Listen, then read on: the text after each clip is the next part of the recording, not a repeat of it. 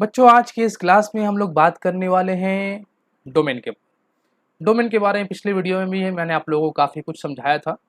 तो आज डोमेन के इस लेक्चर में हम लोग लॉग फंक्शन के बारे में बात करेंगे कि लॉग फंक्शन का डोमेन किस तरीके से निकाला जाता है। जैसे कि सबसे पहले हम लोग कुछ पॉइंट को नोट कर लेते हैं कि एफ एक्स इक्वल टू अगर लॉग बी बेस का एक लॉग दिया गया और यहाँ पर एक नंबर है ए, इस तरह का फंक्शन अगर दिया जाए, मतलब ए और बी की जगह पर एक्स के टर्म में कुछ रहेगा, तो इस तरह के फंक्शन का हम लोग डोमेन कैसे निकालेंगे, हम लोग क्या करेंगे। तो यहाँ पे देखो, जब भी x दिया जाएगा वो a और b की जगह पे दिया जाएगा। तो सबसे पहले हम लोग ये समझ लेते हैं कि a और b का रेंज क्या होता है, a और b कहाँ से कहाँ तक लाई करता है। तो इसे आप लोग नोट करके रखना, नोट कि a ग्रेटर देन 0 होना चाहिए, b का वैल्यू भी ग्रेटर देन 0 होना चाहिए और साथ ही साथ b का वैल्यू नॉट इक्वल टू 1 होना चाहिए। मतलब इस फंक्शन को, लॉग फंक्शन को डिफाइन करने के लिए, f(x) को डिफाइन करने के लिए अगर f(x) लॉग के फॉर्म में दिया गया है तो आप लोगों को ध्यान रखना है कि a का वैल्यू हम लोग क्या लेंगे, a का वैल्यू हम लोग मोर देन 0 लेंगे, b का वैल्यू हम लोग क्या लेंगे, b का वैल्यू मोर देन 0 लेंगे और साथ ही साथ b नॉट इक्वल टू 1 भी लेंगे। ठीक है, तो अब इसके ऊपर हम लोग पहले एक छोटा सा एग्जाम्पल देख लेते हैं कि मान लेते हैं कि f(x) इक्वल टू ये दिया गया है लॉग x और यहाँ पर मान लेते हैं 2। अब सवाल ये उठता है, या 2 नहीं करके इसे हम लोग कर लेते हैं e, यहाँ पर लिख लेते हैं e। अब सवाल यहाँ पर ये उठता है कि इस फंक्शन का डोमेन क्या होगा। तो जैसे कि मैंने कहा कि ये वाला x एक वेरिएबल फॉर्म में है, अब हम लोगों को इसे ही फोकस करके डोमेन को डिफाइन करना है। तो हम लोग लिख सकते हैं कि f(x) is defined, f(x) defined होगा, कब डिफाइंड होगा, इफ अगर x का वैल्यू ग्रेटर देन 0 हो। ये पॉइंट हम लोगों ने कहाँ से लिखा, यहाँ से हम लोगों ने लिखा कि b ग्रेटर देन 0 हम लोगों ने पढ़ा है और साथ ही साथ ये भी करना है कि x नॉट इक्वल टू 1 होना चाहिए। देयरफॉर हम लोग बोल सकते हैं कि इस फंक्शन का जो डोमेन होगा वो क्या होगा, तो डोमेन ऑफ f(x), इस फंक्शन का डोमेन कहाँ से कहाँ होगा, ग्रेटर देन 0, मतलब 0 से इन्फिनिटी तक एक्सेप्ट 1, लेकिन 1 का इस्तेमाल नहीं करेंगे। ये इस फंक्शन का डोमेन हुआ। इसी तरीके का हम लोग एक दूसरा प्रॉब्लम ले लेते हैं कि मान लेते हैं इस तरीके से दिया जाए f(x) equal to 1 by log, मान लेते हैं यहाँ पर x दिया जाए और यहाँ पर 10 दिया जाए। तो बच्चों यहाँ पर इसे हम लोग थोड़ा सा चेंज करके कुछ इस तरीके से लिख सकते हैं, लॉग 10 और x। अब इस फंक्शन का डोमेन क्या होगा, तो क्योंकि हम लोगों ने जाना, पहले ये देखा है कि a का वैल्यू मोर देन 0 होना चाहिए, तो उसी बेस पे हम लोग ये कह सकते हैं कि इस x का वैल्यू मोर देन 0 होना चाहिए। तो हम लोग लिख सकते हैं कि f(x) is defined, f(x) defined होगा, कब डिफाइंड होगा, if x is more than 0, अगर x का वैल्यू 0 से बड़ा हुआ। इसके अलावा और कोई प्रॉब्लम नहीं है। देयरफॉर हम लोग कह सकते हैं कि domain of this function, domain क्या होगा, 0 से लेकर के इन्फिनिटी तक। हम लोग तीसरे प्रॉब्लम की तरफ चलते हैं। हाँ, ये एक प्रॉब्लम देख लेते हैं कि f(x) इक्वल टू अगर इस तरीके से दिया जाए 1 बाय लॉग 10 1 माइनस x, तो इससे भी पहले हम लोग सिंपल करके इस तरीके से लिख लेंगे, लॉग 1 माइनस x और यहाँ पर 10 कर लेते हैं। अब बच्चों यहाँ पर 1 माइनस x का वैल्यू हम लोग क्या लेंगे, तो हम लोग जानते हैं कि f(x) कब डिफाइंड होगा, f(x) इज डिफाइंड इफ अगर 1 माइनस एक्स मोर देन 0 हो एंड और साथ ही साथ 1 माइनस एक्स का वैल्यू नॉट इक्वल टू 1 भी हो। अब यहाँ से हम लोगों को क्या मिलेगा, यहाँ से मिलेगा 1 ग्रेटर देन x, या यूँ कहें x लेस देन 1, और यहाँ से हम लोगों को मिलेगा x नॉट इक्वल टू 0। तो हम लोग यहाँ से डोमेन क्या डिसाइड करेंगे, तो हम लोग डोमेन मतलब x का वैल्यू डिसाइड करेंगे लेस देन 1। लेस देन 1 मतलब कहाँ तक जाएगा, माइनस इन्फिनिटी तक जा सकता है, लेकिन उस दौरान 0 भी बीच में आएगा, लेकिन उस 0 का इस्तेमाल नहीं करना है क्योंकि यहाँ पे नॉट इक्वल टू 0 कहा गया है। तो हम लोग कह सकते हैं कि डोमेन माइनस इन्फिनिटी से 1 तक होगा एक्सेप्ट 0, 0 का इस्तेमाल नहीं करना है। ठीक है, ओके, हम लोग अगले प्रॉब्लम की तरफ चलते हैं। ये एक प्रॉब्लम ले लेते हैं कि log 2x प्लस 3, ये एक लॉग फॉर्म दिया गया है, फंक्शन लॉग के फॉर्म में। अब यहाँ पर f(x) कब डिफाइंड होगा, f(x) is defined, f(x) defined होगा if x plus 3 greater than 0, मतलब x का value more than -3। Therefore domain इस फंक्शन का हो जाएगा डोमेन -3 से इन्फिनिटी तक। अब इसके ऊपर हम लोग एक और प्रॉब्लम को देखते हैं। जैसे कि मान लेते ये एक सवाल दिया गया है,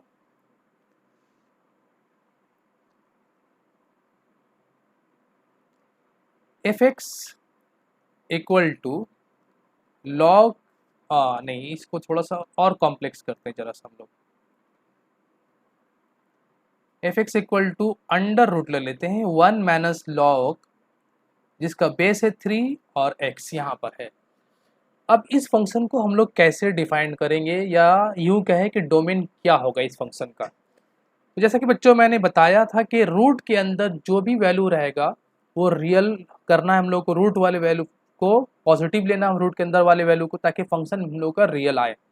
तो इसी कंसेप्ट से अगर हम लोग आगे बढ़ें तो हम लोग कह सकते हैं कि 1 माइनस लॉग 3x ये ग्रेटर देन इक्वल टू 0 होना चाहिए। लेकिन चूंकि यहाँ पे लॉग फंक्शन भी है तो इसीलिए हम लोग साथ साथ ये भी कहेंगे कि एंड x का वैल्यू ग्रेटर देन 0 होना चाहिए।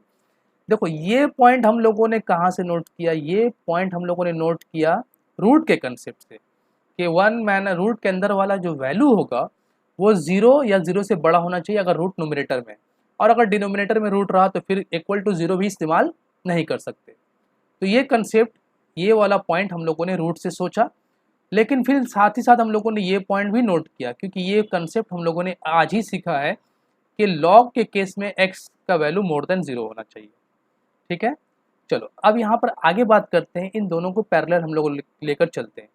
तो हम लोग कह सकते हैं कि देयरफॉर कि 1 greater than equal to log 3x and x greater than 0, और यहाँ से हम लोग कह सकते हैं कि 3 का power 1 greater than equal to x and x greater than 0। अब यहाँ से अगर हम लोग गौर करें तो कह सकते हैं कि x का value less than equal to 3 है एंड x का वैल्यू ग्रेटर देन 0 है। अब दोनों बातों को अगर एक साथ हम लोग मर्ज करें तो हम लोग मर्ज करने के बाद लिख सकते हैं कि x greater than 0 less than equal to 3 होना चाहिए। मतलब इस फंक्शन का डोमेन जो होगा, डोमेन क्या होगा, वो होगा 0 से लेकर के 3 तक। ये हुआ इस फंक्शन का डोमेन। तो हम लोग दूसरे प्रॉब्लम को जरा देख लेते हैं। चलो अब एक फंक्शन लेते हैं हम लोग, fx equal to log bracket 1 minus log फिर x square minus 5x plus 16, ये एक फंक्शन दिया गया है और इस फंक्शन का डोमेन हम लोगों को पता करना है कि इस फंक्शन का डोमेन क्या है। तो बच्चों जैसा कि मैंने आप लोगों को बताया है कि ये जो लॉग दिया गया है इसका बेस कुछ होगा, पता नहीं, इसे अभी छोड़ देते हम लोग, नॉर्मली 10 रहता है। हम लोग बात करेंगे, हम लोग इसे कुछ इस तरीके से सोचते हैं कि लॉग a और b, चूँकि x जो जिस पोजीशन पे आ रहा है वो b का पोजीशन है और b के पोजीशन के बारे में हम लोग जान चुके हैं। देयरफॉर हम लोग कह सकते हैं कि fx is defined, fx defined होगा इफ अगर 1 minus log x square minus 5x plus 16 का जो वैल्यू है वो मोर देन 0 होना चाहिए, क्योंकि हम लोग जानते हैं यहाँ पे b का वैल्यू मोर देन 0 होना चाहिए था। तो अब उसी b की जगह पे ये सब कुछ दिया गया है, पूरा फंक्शन।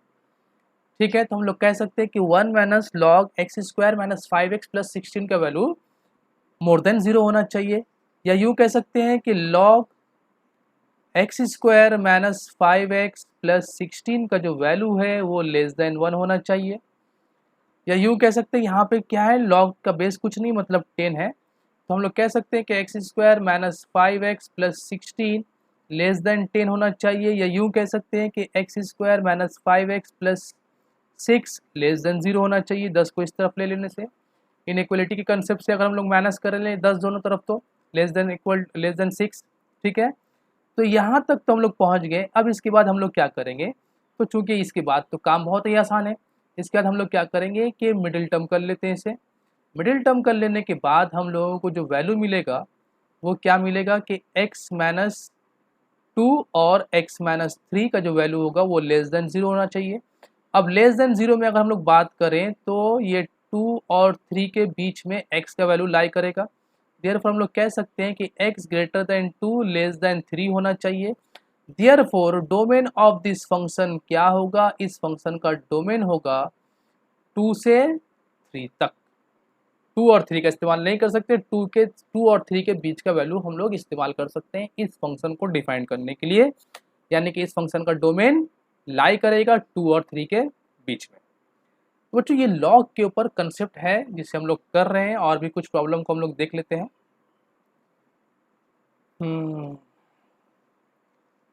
चलो दूसरे प्रॉब्लम को हम लोग देखते हैं कि एक फंक्शन ले लेते हैं हम लोग कि F X equal to log 4 log 5 log 3 18x minus X square minus 77, ये एक फंक्शन दिया गया है ना। है लॉग के केस में क्या करना हम लोगों को, तो लॉग के केस में जो करते हैं हम लोग वही करेंगे फिर से। सबसे पहली बात यहाँ पर हम लोग ये कर लेते हैं कि ये लॉग, ये जो पार्ट है पहले कंपेयर करना लिख लेते हैं हम लोग कि किस तरीके से कंपेयर करेंगे ए और बी। बी की जगह पर इस लॉग के रिस्पेक्ट पे, इस लॉग को अगर गौर करें तो इस लॉग के रिस्पेक्ट में बी की जगह पर क्या दिया गया है, तो बी की जगह पर हम लोगों को मिल रहा है log 5 से कहानी शुरू हो रहा है, log 5 log 3, उसके बाद है 18x minus X square minus 77। ये एक फंक्शन दिया गया है, मतलब ये बी की जगह पे लिखा गया है इस लॉग का। और चूंकि हम लोग बी के बारे में जानते हैं ना कि बी का वैल्यू मोर देन 0 होना चाहिए, तो हम लोग लिख सकते हैं कि F x is defined. F x कब डिफाइंड होगा, इफ अगर log 5 log 3 18x minus X square minus 77 का जो वैल्यू होगा वो मोर देन 0 होना चाहिए। ठीक है, आगे बात कर रहे हैं हम लोग। मतलब क्या हो रहा है कि log 3 18x minus X square minus 77 का जो वैल्यू है वो more than 5 to the power 0 होना चाहिए, मतलब इक्वल टू ये 1 हो जाएगा। इसका मतलब क्या हो रहा है, फिर से थोड़ा सा आगे देखो कि 18x minus X square minus 77 का जो वैल्यू है वो मोर देन 3 का पावर 1 होना चाहिए। इसका मतलब 18x minus X square minus 80 का वैल्यू ग्रेटर देन 0 होना चाहिए। और इसका मतलब ये हो रहा है कि x square minus 18x minus plus 80 ये लेस देन 0 होना चाहिए। यहाँ तक हम लोगों ने इसे सॉल्व करके लिख लिया। अब जरा आगे देखते हैं इसे। इसके बाद क्या करेंगे हम लोग, इसके बाद करते ये है कि इसका मिडिल टर्म कर लेते हैं। तो मिडिल टर्म करने से आएगा x minus 8 and x minus 10 less than 0, मतलब x का value greater then 8 less than 10 होने वाला है। देयरफॉर डोमेन इस फंक्शन का क्या हो जाएगा, इस फंक्शन का डोमेन होगा 8 से लेकर के 10 के बीच का वैल्यू। आई होप कि ये प्रॉब्लम आप लोगों को लॉग का कंसेप्ट क्लियर हुआ हो कि किस तरीके से लॉग फंक्शन का डोमेन हम लोग पता करते हैं। तो नेक्स्ट वीडियो में हम लोग कुछ अलग तरह के फंक्शन के डोमेन के बारे में बात करेंगे, और आज का वीडियो हम लोग यहीं पे ख़त्म करते हैं।